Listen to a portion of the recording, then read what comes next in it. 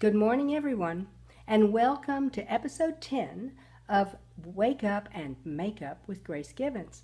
Now, this will probably be my final episode before I go into the hospital and have my surgery, which will be next Tuesday.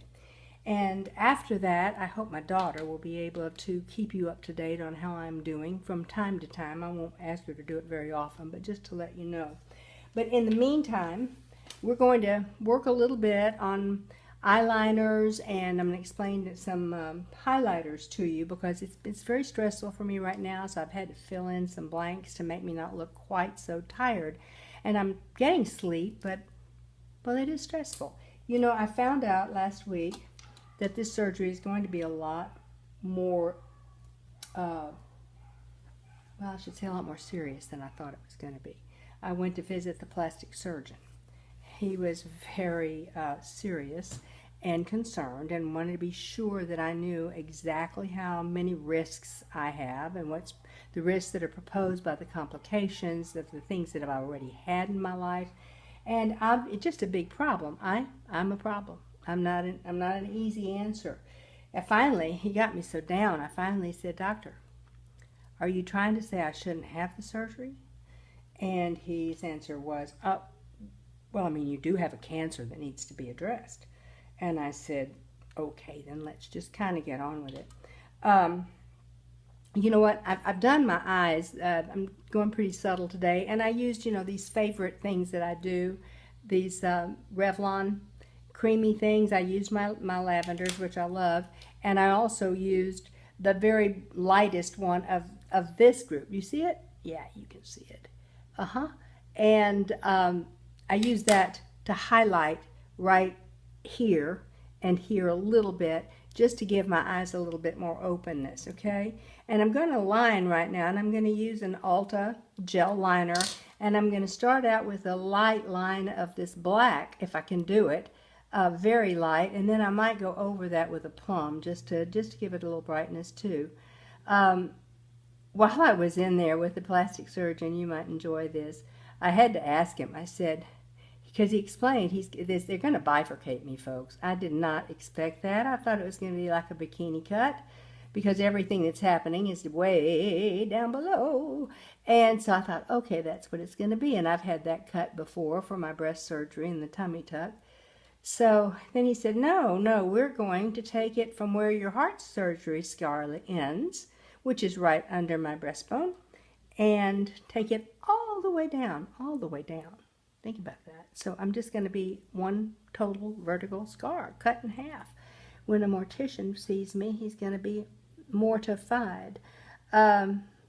Anyway, then he said he's going to take a patch off of my leg, my right leg on the thigh, on the outside thigh. He's going to cut that out to make a graft for my bottom. And so that gave me an opportunity to ask if I'm going to have a Barbie butt. And he looked at me rather quizzically and said, I don't know what that is. And I said, no crack, without hesitation. And he said, oh, no, you'll have a crack. And I said, oh, okay, good. And then he was very quiet for a minute, very ponderous. And finally he said, I didn't know that about Barbie. To which I replied, yeah, it's true. It's one of her few flaws. And he never cracked a smile. But, it was kind of fun for me. Something I just planned to explain to him that I got to kind of find humor where I can find it, because these are not fun times. After I met with him, I went and sat with a wonderful man that was recommended to me by my radiation oncologist, whom I'm just so grateful for him. And I had told him that I'd like to direct some funds in their direction for research. If anybody ever wanted to donate, I'd like to give them a place to donate that would do my kind of cancer some good. And so he gave me the name of this Dr. Cullen Taniguchi. And Cullen Taniguchi does research. He's also a radiation oncologist. And when I met him on Tuesday afternoon, he actually grabbed me and hugged me. I mean, I've never seen the man before in my life, but that's what kind of a warm, kind guy he is. And we sat and talked for over an hour. And I told him that I had promised you that I would answer all the questions that anybody ever posed to me, and that I wanted the right answers from him. So, okay, here goes, okay? Many people have asked me if I have anal cancer because I had anal sex. And the answer is a resounding no, okay? It's not about penetration.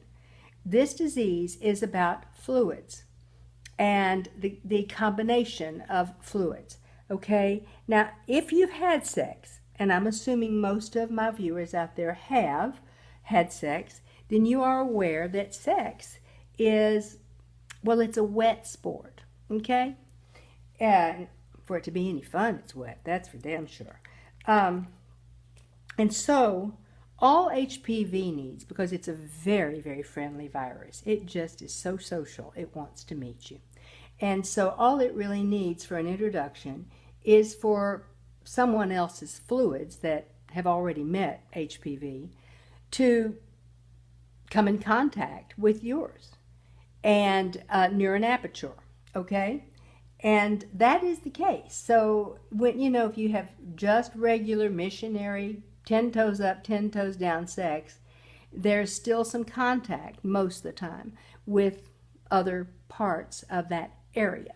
And that is how you can get anal sex, because anal sex, if you had a penetration, a real penetration, you're talking about rectal cancer. The rectum is much higher up. Anal cancer is almost always very near the outside of your anal cavity, okay? Right around the sphincter and below. So that is the answer to that question. Now, this is the shocking answer that goes beyond that particular question. By the way, I'm doing this plum right now. I got to keep remembering to look in the camera. This is the gel that Ulta sells. Both of those were. And I'm not going to leave it harsh like this, I promise. You just kind of have to start out that way because it's gel.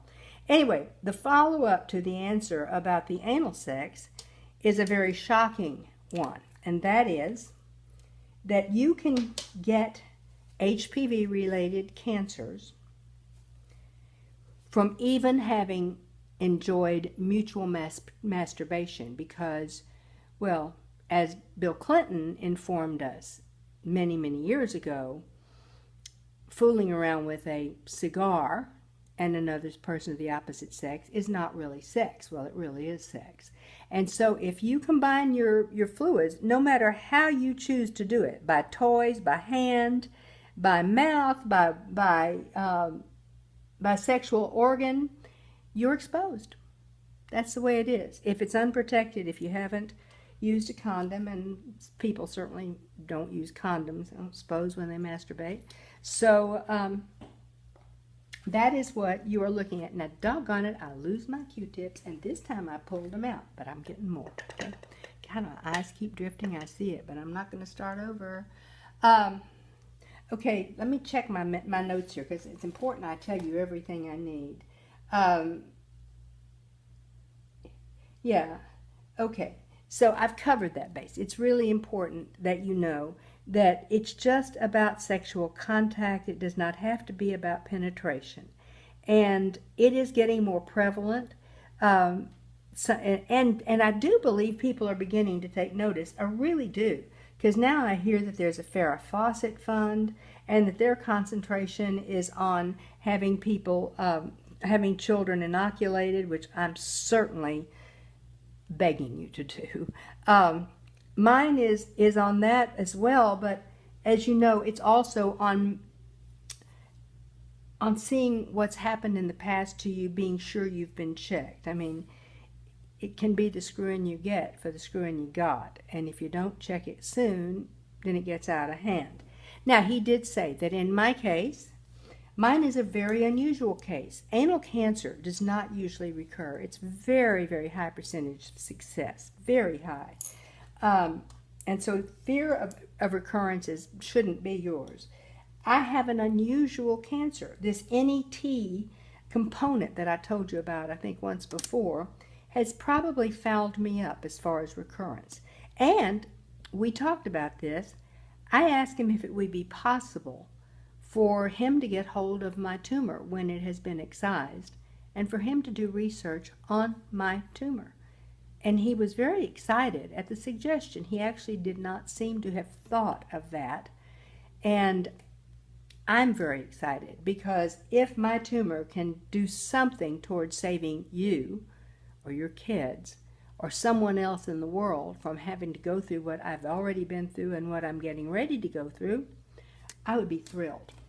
Now, I'm going to stop so that YouTube can do this video, this half, and then I'm going to do part 2 immediately. As soon as I stop this, I'll just pick up where I left off. Okay, so don't forget where we are. Bye.